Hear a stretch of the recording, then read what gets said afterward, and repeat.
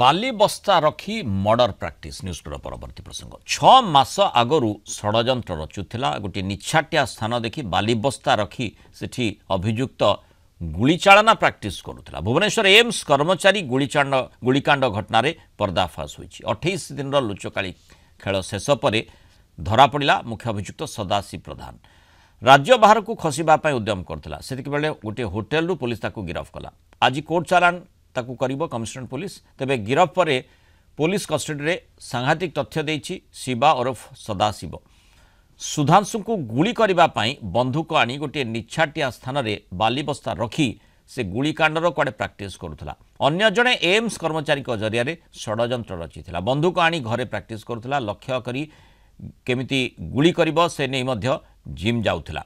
गत मास 13 तारिख रे सुधांशु को पॉइंट ब्लांक रु गुली करथिला अभियुक्त। ड्यूटी जिबा बेले जमीबाड़ी विवाद को केंद्र करी बड़ बापा पुओ को से हत्या करथिला।